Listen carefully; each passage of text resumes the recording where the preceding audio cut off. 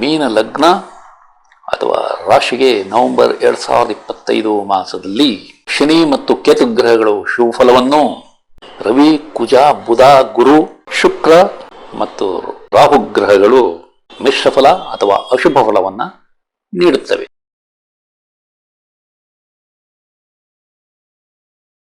ಆತ್ಮೀಯರೇ, ತಮಗೆಲ್ಲ astro secret by Shiva ಚಾನಲ್ಗೆ ಆತ್ಮೀಯ ಸ್ವಾಗತ. ತಾವುಗಳೆಲ್ಲ ಪ್ರೀತಿ ವಿಶ್ವಾಸದಿಂದ ನನ್ನ ಚಾನಲ್ ಅನ್ನು ವೀಕ್ಷಣೆ ಮಾಡುತ್ತಿರುವುದಕ್ಕೆ ನನ್ನ ಅನಂತ ವಂದನೆಗಳು. ನಾನು ಕಳೆದ ಹಲವಾರು ವರ್ಷಗಳಿಂದ ಜ್ಯೋತಿಷ್ಯದಲ್ಲಿ ಕಲಿತ ಹಲವು ವಿಷಯಗಳನ್ನು ಈ ಚಾನಲ್ ಮೂಲಕ ತಮ್ಮ ಮುಂದೆ ತರುತ್ತಿದ್ದೇನೆ. ಈ ಚಾನಲ್ನಲ್ಲಿ ಗ್ರಹಗಳ ಸಂಚಾರದಿಂದ ತಮ್ಮ ಭವಿಷ್ಯದಲ್ಲಿ ಯಾವ ರೀತಿ ಬದಲಾವಣೆಯಾಗುತ್ತದೆ ಎಂಬುದನ್ನು, ಬದಲಾವಣೆ ತರುವ ದಿನಾಂಕಗಳು ಎಂದು ನಾನು ತಮ್ಮ ಮುಂದೆ ಪ್ರಸ್ತುತಪಡಿಸುತ್ತಿದ್ದೇನೆ. ಅವುಗಳನ್ನೆಲ್ಲ ತಾವು ಉಪಯೋಗಿಸಿಕೊಂಡು ಯಶಸ್ವಿಯಾಗಲಿ ಎಂದು ನನ್ನ ನಮ್ರ ವಿನಂತಿ. ಈ ಚಾನಲ್ನಲ್ಲಿ ಬರುವ ವಿಷಯಗಳು ತಮಗೆ ಇಷ್ಟವಾದರೆ ಈ ಚಾನಲನ್ನು ತಾವು ಪ್ರೋತ್ಸಾಹ ನೀಡಿ ತಮ್ಮ ಬಂಧು ಮಿತ್ರರಿಗೆಲ್ಲ ಶೇರ್ ಮಾಡಿ ಅವರೂ ಸಹ ಈ ಚಾನಲ್ಗೆ ಚಂದಾದಾರರಾಗಲು ಸೂಚಿಸಬೇಕೆಂದು ನಮ್ರ ವಿನಂತಿ.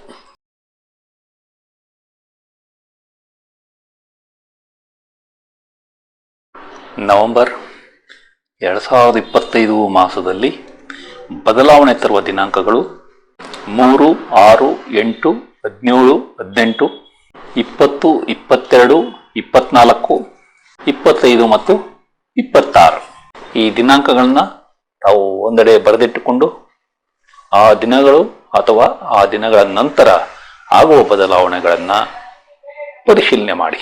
ಕಳೆದ ಮಾಸಗಳಲ್ಲಿ ನಾನು ತಿಳಿಸಿದ ದಿನಾಂಕಗಳಂದು ಆದ ಬದಲಾವಣೆಗಳನ್ನು ಸಂಕ್ಷಿಪ್ತವಾಗಿ ತಿಳಿದುಕೊಳ್ಳೋಣ. ಮೊದಲು 24 ಸೆಪ್ಟೆಂಬರ್ 2025 ಕರ್ನಾಟಕದ ಖ್ಯಾತ ಸಾಹಿತಿ SL ಭೈರಪ್ಪನವರು ನಿಧನ ಹೊಂದಿರುವುದು. 28 ಸೆಪ್ಟೆಂಬರ್ 2025 ಭಾರತ ದುಬೈನಲ್ಲಿ ನಡೆದ ಏಷ್ಯಾ ಕಪ್ ಕ್ರಿಕೆಟ್ನಲ್ಲಿ ಪಾಕಿಸ್ತಾನದ ವಿರುದ್ಧ ಜಯವನ್ನು ಸಾಧಿಸಿತ್ತು. ವಿಶೇಷವೆಂದರೆ ಆ ಟ್ರೋಫಿ ಇನ್ನೂ ಭಾರತದ ಕೈ ಸೇರಿಲ್ಲ. ಇನ್ನು 3 ಅಕ್ಟೋಬರ್ 2025 ಭಾರತ ವೆಸ್ಟ್ ಇಂಡೀಸ್ ವಿರುದ್ಧ ಅದ್ಭುತವಾಗಿ ಜಯ ಸಾಧಿಸಿದೆ. ಆ ಪಂದ್ಯದಲ್ಲಿ 3 ಸೆಂಚುರಿಗಳು ಬಂದಿರುವುದು ವಿಶೇಷ. ಪ್ರಖ್ಯಾತ ಹಾಸ್ಯ ಕಲಾವಿದರಾದ Yashwant Sardeshpande 29 September 2025, Raju Talikote 13 October 2025, India ಪ್ರಖ್ಯಾತ ಕಲಾವಿದ ಅಸ್ರಾಣಿ ರವರು ದಿನಾಂಕ 20 ಅಕ್ಟೋಬರ್ 2025. ಅದೇ ರೀತಿ ಇಂಡಿಯಾ ಮತ್ತೊಬ್ಬ ಪ್ರಖ್ಯಾತ ಹಾಸ್ಯ ಕಲಾವಿದರಾದ ಸತೀಶ್ ಶಾ ರವರು ದಿನಾಂಕ 25 ಅಕ್ಟೋಬರ್ 2025 ನಮ್ಮನ್ನಾಗಲಿದ್ದಾರೆ. ಇವರ ನಿಧನ ಒಂದು ರೀತಿ ಬಹಳ ವಿಷಾದಕರ ಸಂಗತಿ. ಇನ್ನೊಂದು ಬಹಳ ಮುಖ್ಯವಾದ ವಿಷಯವೆಂದರೆ ದಿನಾಂಕ 7 ಅಕ್ಟೋಬರ್ 2025 ಬಿಗ್ ಬಾಸ್ ಕಾರ್ಯಕ್ರಮವನ್ನು ಏಕಾಏಕಿ ಬಂದ್ ಮಾಡಿಸಿರುವುದು. ಇದು ಬಹಳ ವಿಶೇಷವಾದ ಸುದ್ದಿ. ಅದೇ ರೀತಿ 9 ಅಕ್ಟೋಬರ್ 2025 ಅದು ಮರುಚಾಲನೆಗೊಂಡಿದೆ. ಈ ದಿನಾಂಕಗಳನ್ನು ತಾವು ಪರಿಶೀಲಿಸಿ. ಮತ್ತೊಂದು ಘೋರವಾದ ದುರಂತವನ್ನು ಈಗ ಪ್ರಸ್ತಾಪಿಸಲೇಬೇಕು.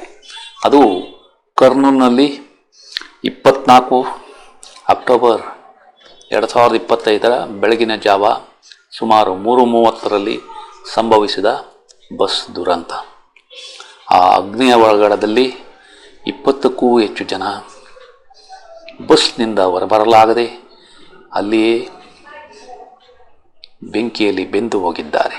ಇದು ಬಹಳ ವಿಷಾದಕರವಾದ ಸಂಗತಿ.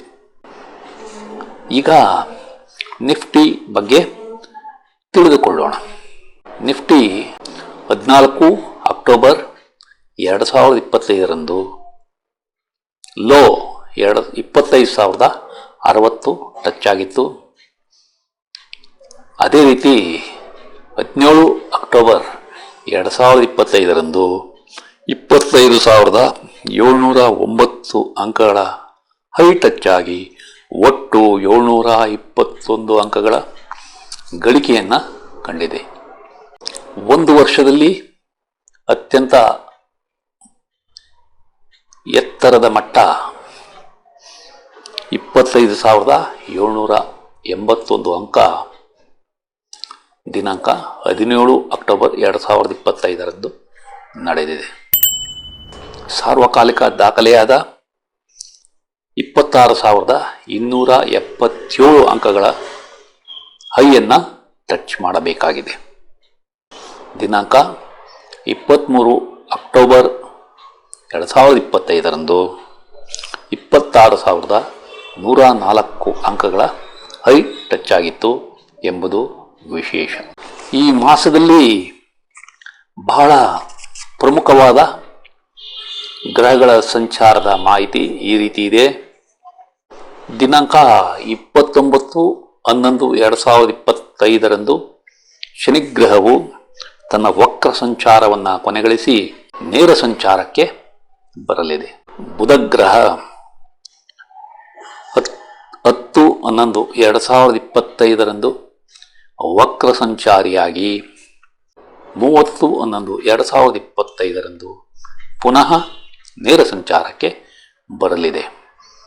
ಮತ್ತು ಗುರುಗ್ರಹ ದಿನಾಂಕ 12/11/2025ರಂದು ವಕ್ರ ಸಂಚಾರಕ್ಕೆ ಪ್ರವೇಶಿಸಲಿದೆ. ಈ ಮೂರು ಗ್ರಹಗಳ ಸಂಚಾರದ ವಿಷಯಗಳನ್ನು ತಾವು ಒಂದೆಡೆ ಬರೆದಿಟ್ಟುಕೊಳ್ಳಿ.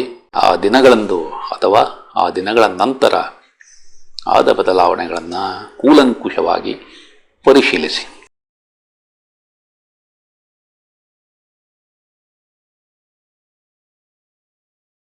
ನಿಮಗೆ ಪಿತ್ರಾರ್ಜಿತ ಆಸ್ತಿಗಳು ಸಿಗುವ ಸಂಭವ ಇದೆ. ನಿಮಗೆ ಬರಬೇಕಾದ ಇನ್ಶೂರೆನ್ಸ್ ಹಣ ಕೈ ಸೇರಲಿದೆ. ನಿಮಗೆ ಕಷ್ಟವಿಲ್ಲದೆ ಅನಿರೀಕ್ಷಿತ ಲಾಭವಾಗುವ ಸಂಭವ ಇದೆ. ನಿಮ್ಮ ಶತ್ರುಗಳು ಮೆತ್ತಗಾಗುತ್ತಾರೆ. ನೀವು ಪ್ರಯಾಣದಲ್ಲಿ ಆದಷ್ಟು ಹುಷಾರಾಗಿರಿ. ಅಪಘಾತವಾಗುವ ಸಂಭವ ಇದೆ. ನೀವು ಕೆಲಸದಿಂದ ವಜಾ ಆಗಿದ್ದರೆ ಅಥವಾ ಕಡ್ಡಾಯ ನಿವೃತ್ತಿಯಾಗಿದ್ದರೆ ಮರು ನೇಮಕ ಸಂಭವ ಇದೆ. ನಿಮಗೆ ಈ ಅವಧಿಯಲ್ಲಿ ಕೆಲಸ ಮಾಡುವ ಹುಮ್ಮಸ್ಸು ಚೆನ್ನಾಗಿರಲಿದೆ. ನಿಮ್ಮ ಬುದ್ಧಿಮತ್ತೆ ಚುರುಕಾಗಿ ಓದುವ ಹಂಬಲ ಕೂಡ ಚೆನ್ನಾಗಿರಲಿದೆ. ನೀವು ಮನೆ ಮಾರಾಟ ಮತ್ತು ಮನೆಯ ಬದಲಾವಣೆಯನ್ನು ಈ ಅವಧಿಯಲ್ಲಿ ಮಾಡಬಹುದು. ನೀವು ಅಗ್ರಿಮೆಂಟ್ಗಳ ಸಹಿಗಾಗಿ ಯತ್ನಿಸುತ್ತಿದ್ದರೆ ಅದು ಈ ಅವಧಿಯಲ್ಲಿ ಸಾಧ್ಯವಿದೆ.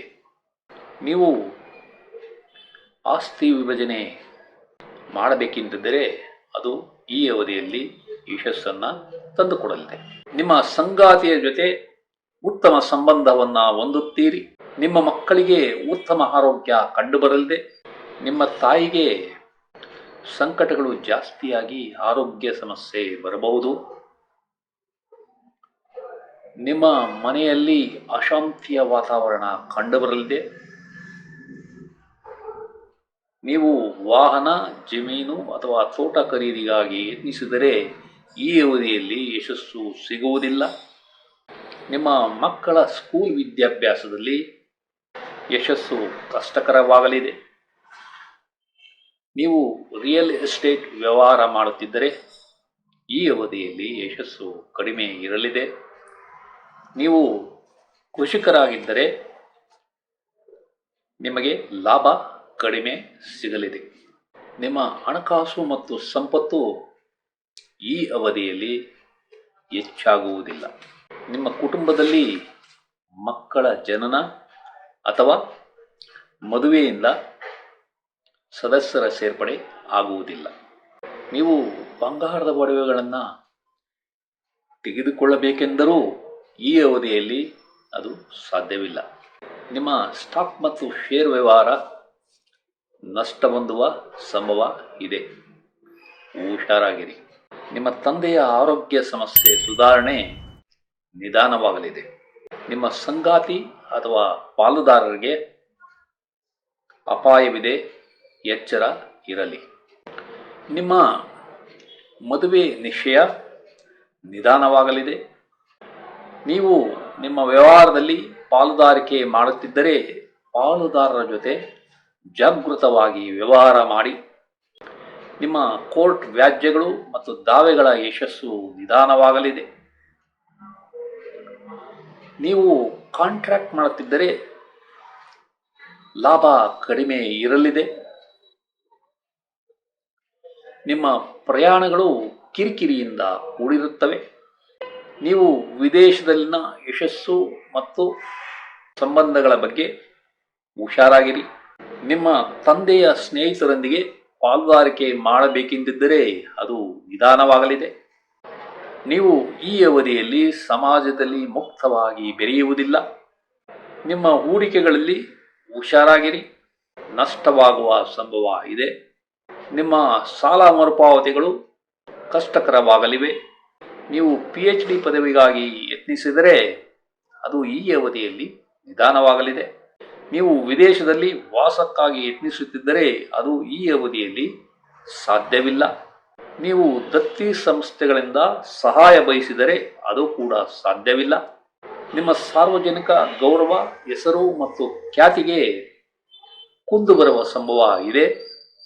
ನೀವು ರಾಜಕೀಯದಲ್ಲಿದ್ದರೆ ಈ ಅವಧಿಯಲ್ಲಿ ಯಶಸ್ಸು ಕಷ್ಟಕರವಾಗಲಿದೆ. ನಿಮಗೆ ಈ ಅವಧಿಯಲ್ಲಿ ಜವಾಬ್ದಾರಿಗಳು ಹೆಚ್ಚಾಗುತ್ತವೆ. ನೀವು ವೃತ್ತಿಯಲ್ಲಿ ಬಡ್ತಿ ಅಥವಾ ನೇಮಕಾತಿಗಾಗಿ ಯತ್ನಿಸುತ್ತಿದ್ದರೆ ಅದು ನಿಧಾನವಾಗಲಿದೆ.